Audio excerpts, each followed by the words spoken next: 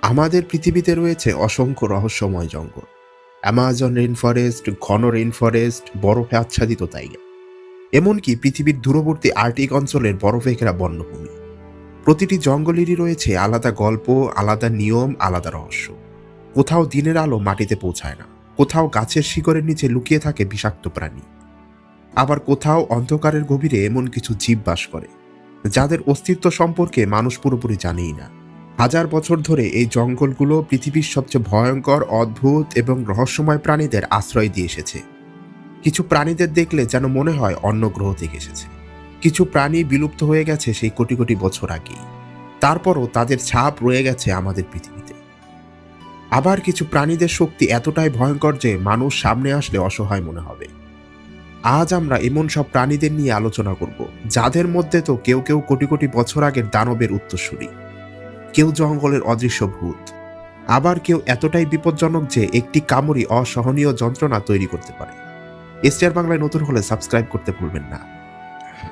Number 1, Titanoboa, পৃথিবীর ইতিহাসের সবচেয়ে ভয়ঙ্কর সাপ। কল্পনা করুন আপনি একটি ঘন জঙ্গলের পাশ দিয়ে হেঁটে যাচ্ছেন।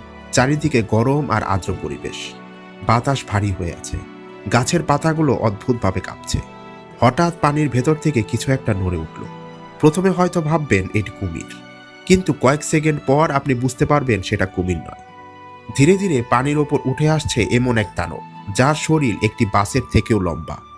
তার চোখ দুটি আপনার দিকে স্থির হয়ে আছে। একবার যদি সে লক্ষ্য করে তাহলে পালানোর আর কোনো সুযোগই পাবেন না।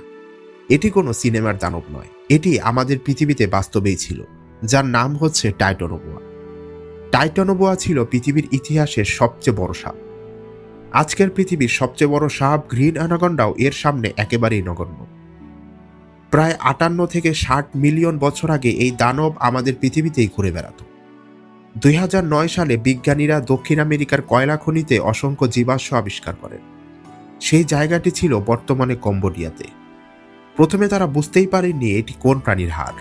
পরে গবেষণা করে জানা যায় এগুলো একটি বিশাল সাপের মেরুদণ্ডের অংশ।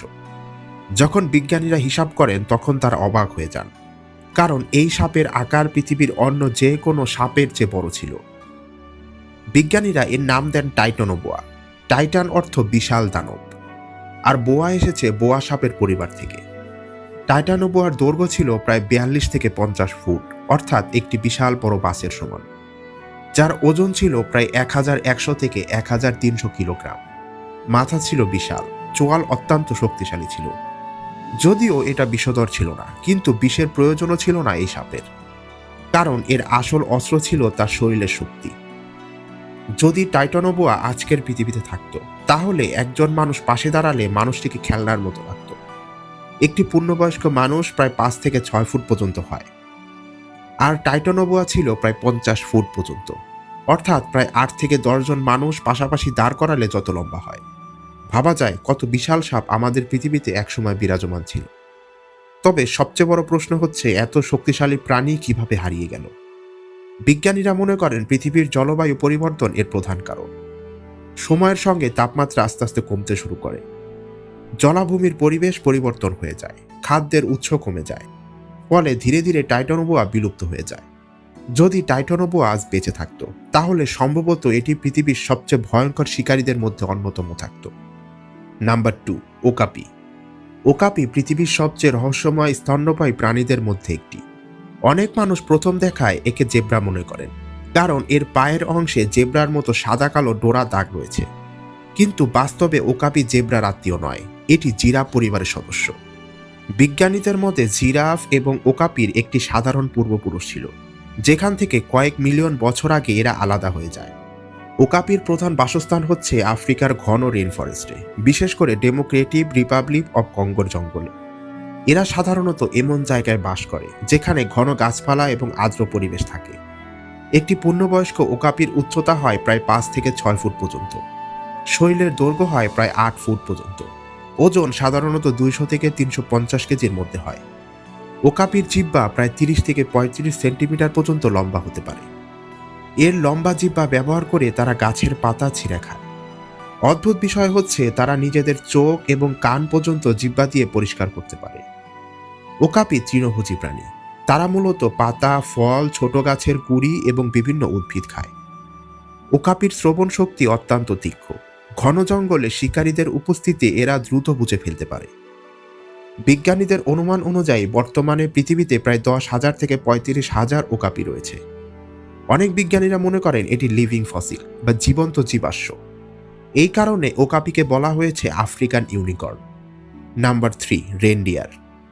রেনডিয়ার পৃথিবীর অন্যতম বিস্ময়কর ঠান্ডা অঞ্চলের প্রাণী। উত্তর মেরুর কঠিন পরিবেশে টিকে থাকার জন্য এদের শরীরে অসাধারণ অভিযোজন ক্ষমতা তৈরি হয়েছে। রেনডিয়ারকে মূলত উত্তর ইউরোপ, উত্তর আমেরিকা, আর্কটিক অঞ্চল এবং উত্তর এশিয়ায় দেখা যায়। অনেক দেশে এদের ক্যারিবু নামেও ডাকা হয়। একটি পূর্ণবয়স্ক রেনডিয়ারের উচ্চতা হয় প্রায় 4 থেকে 5 ফুট পর্যন্ত। ওজন সাধারণত 80 থেকে 180 কেজি পর্যন্ত হয়। কিছু বড় পুরুষ রেনডিয়ারের ওজন 300 কেজিকেও ছাড়িয়ে যেতে পারে।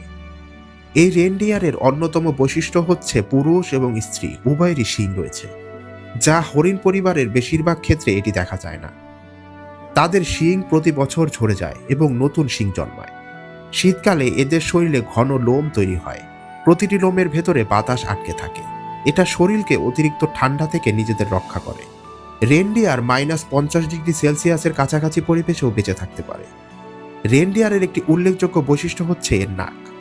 ঠান্ডা বাতাস ফুসফুসে যাওয়ার আগে তাদের নাক সেটিকে কিছুটা উষ্ণ করে ফেলে। এদের খুরও বিশেষ ধরনের। গ্রীষ্মে নরম হয়ে কাদাযুক্ত মাটিতে হাঁটতে সাহায্য করে। শীতে খুব শক্ত হয়ে বরফের উপর চলতে সাহায্য করে। রেনডিয়ার মূলত ঘাস, মস, ছোট গাছপালা এবং লাইকেন জাতীয় উদ্ভিদ খায়। শীতকালে খাদ্য কমে গেলে বরফ খুঁড়ে নিচের উদ্ভিদ বের করে তারা খায়। রেনডিয়ার পৃথিবীর দীর্ঘতম স্থলভাগের প্রাণী মাইগ্রেশনের মধ্যে একটি। এরা বছরে প্রায় 5,000 কিলোমিটার পর্যন্ত ভ্রমণ করে। এরা বড় বড় দলে চলাফেরা করে। এক একটি রেনডিয়ারের দলে প্রায় 500 থেকে 1000টি পর্যন্ত রেনডিয়ার থাকে।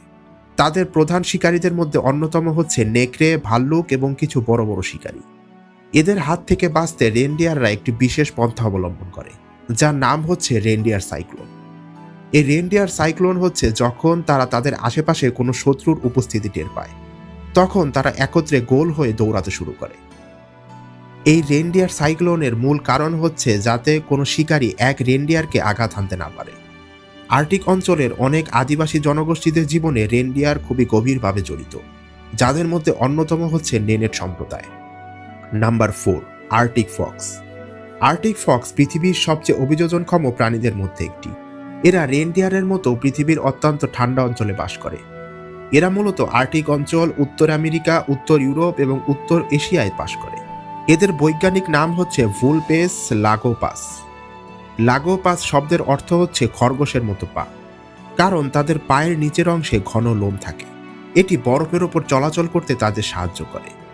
একটি পূর্ণবয়স্ক আর্কটিক ফক্সের দৈর্ঘ্য সাধারণত 45 থেকে 68 সেন্টিমিটার পর্যন্ত হয়। ওজন হয় প্রায় 2 থেকে 9 কেজি পর্যন্ত। পুরুষ আর্কটিক ফক্স সাধারণত স্ত্রীদের তুলনায় বড় হয়।